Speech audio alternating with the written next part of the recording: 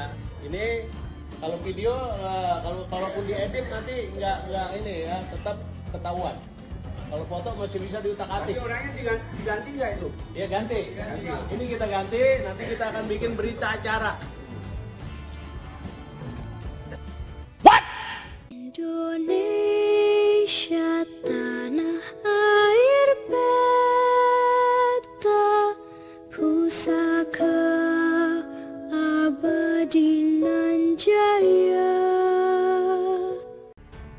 Tensi panas Pilpres 2024 belum mereda karena dugaan temuan kecurangan ini. Panasnya tensi Pilpres 2024 masih belum sepenuhnya mereda, bahkan bisa dibilang baru akan meningkat lagi suhunya. Hal ini tak lepas dari munculnya hasil quick count pasca coblosan yang berlangsung serentak pada Rabu 14 Februari kemarin, di mana paslon Ganjar Mahfud secara mengejutkan menempati posisi terakhir dalam perolehan suara Pilpres 2024 dengan persentase kisaran 16-18%, jauh di bawah Anies dan Imin dan Prabowo Gibran. Secara singkat kepada jurnalis, Ganjar Pranowo terlihat mempertanyakan rendahnya perolehan suara Ganjar Mahfud yang mungkin dianggap tidak masuk akal karena angkanya bahkan di bawah perolehan suara partai yang ada di kisaran 20%. Menurut informasi yang beredar sampai tadi malam yang diwarnai perayaan kemenangan di kubu 02 di media sosial. Belum meredanya tensi Pilpres 2024 tampaknya dipengaruhi oleh berbagai temuan adanya dugaan praktik kecurangan yang dilaporkan terjadi di berbagai tempat. Memang semuanya baru bersifat dugaan sih dan masih memerlukan pembuktian, meskipun tampaknya dari cuplikan berita maupun tayangan foto dan video singkat yang beredar di media sosial, dugaan kejanggalan jalannya Pilpres 2024 itu tidak dibuat-buat. Saya mencatat bahwa sedikit ada 5 laporan dugaan kecurangan kalau boleh disebut begitu, yang sepanjang Rabu 14 Februari kemarin tampak berseliweran di beranda media sosial, antara lain, pertama, adanya surat suara yang sudah tercoblos sebelum dicoblos. Pemilih kedua, adanya perhitungan rekapitulasi suara seharusnya 86 tetapi ditulis 886. Ketiga, adanya rilis hasil quick count dengan tanggal yang tercantum 13 Februari 2024, padahal coblosan baru terjadi sehari sesudahnya. Inilah yang lantas memunculkan dugaan penggiringan opini jika memang hal itu beneran terjadi. Keempat, adanya potongan video keributan di suatu daerah dengan narasi ada satu desa yang warganya tidak jadi memilih karena surat undangan untuk coblosan tidak beredar, tapi suara terhitung atas nama paslon tertentu.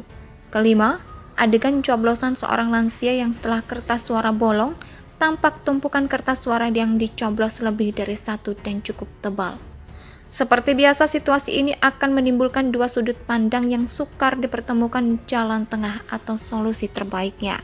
Sudut pandang pertama akan merasa bahwa kejanggalan itu ada nyata dan dianggap sangat mempengaruhi hasil Pilpres 2024. Kalau misalnya terjadi di banyak TPS yang tersebar di seantero negeri, mereka yang ada di kelompok ini akan menuntut ketidakwajaran itu agar bisa dibongkar, bila perlu sampai ke pengadilan.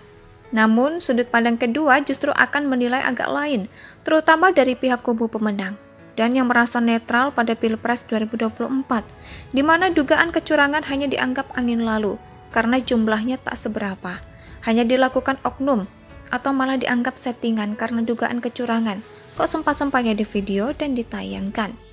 Akhirnya memang hasil resmi Pilpres 2024 tidak ditentukan oleh quick count, exit poll atau model hitungan lain, bahkan hitungan internal setiap kubu peserta Pilpres 2024. Pada akhirnya mau tidak mau perhitungan resmi dari KPU lah yang akan menjadi acuan hasil Pilpres 2024 yang kabarnya akan selesai pada Maret 2024 nanti.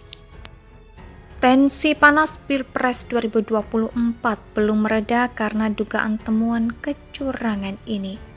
Panasnya tensi Pilpres 2024 masih belum sepenuhnya mereda, bahkan bisa dibilang baru akan meningkat lagi suhunya.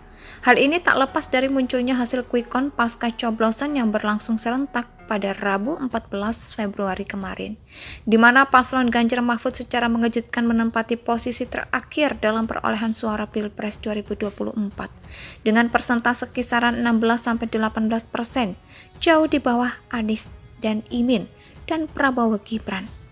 Secara singkat kepada jurnalis, Ganjar Pranowo terlihat mempertanyakan rendahnya perolehan suara Ganjar Mahfud yang mungkin dianggap tidak masuk akal karena angkanya bahkan di bawah perolehan suara partai yang ada di kisaran 20%. Menurut informasi yang beredar sampai tadi malam yang diwarnai perayaan kemenangan di kubu 02 di media sosial. Belum meredanya tensi Pilpres 2024 tampaknya dipengaruhi oleh berbagai temuan adanya dugaan praktik kecurangan yang dilaporkan terjadi di berbagai tempat. Memang semuanya baru bersifat dugaan sih dan masih memerlukan pembuktian. Meskipun tampaknya dari cuplikan berita maupun tayangan foto dan video singkat yang beredar di media sosial, dugaan kejanggalan jalannya Pilpres 2024 itu tidak dibuat-buat. Saya mencatat bahwa sedikit ada 5 laporan dugaan kecurangan kalau boleh disebut begitu, yang sepanjang Rabu 14 Februari kemarin tampak berseliweran di beranda media sosial, antara lain, pertama, adanya surat suara yang sudah tercoblos sebelum dicoblos. Pemilih kedua, adanya perhitungan rekapitulasi suara seharusnya 86, tetapi ditulis 886. Ketiga, adanya rilis hasil quick count dengan tanggal yang tercantum 13 Februari 2024, padahal coblosan baru terjadi sehari sesudahnya. Inilah yang lantas memunculkan dugaan penggiringan opini jika memang hal itu beneran terjadi. Keempat, adanya potongan video keributan di suatu daerah dengan narasi ada satu desa yang warganya tidak jadi memilih karena surat undangan untuk coblosan tidak beredar, tapi suara terhitung atas nama paslon tertentu. Kelima, adegan coblosan seorang lansia yang setelah kertas suara bolong, tampak tumpukan kertas suara yang dicoblos lebih dari satu dan cukup tebal. Seperti biasa, situasi ini akan menimbulkan dua sudut pandang yang sukar dipertemukan jalan tengah atau solusi terbaiknya. Sudut pandang pertama akan merasa bahwa kejanggalan itu ada nyata dan dianggap sangat mempengaruhi hasil Pilpres 2024.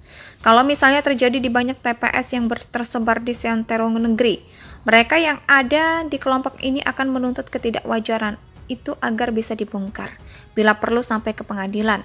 Namun, sudut pandang kedua justru akan menilai agak lain, terutama dari pihak kubu pemenang, dan yang merasa netral pada Pilpres 2024, di mana dugaan kecurangan hanya dianggap angin lalu, karena jumlahnya tak seberapa, hanya dilakukan oknum, atau malah dianggap settingan karena dugaan kecurangan, kok sempat-sempatnya di video dan ditayangkan.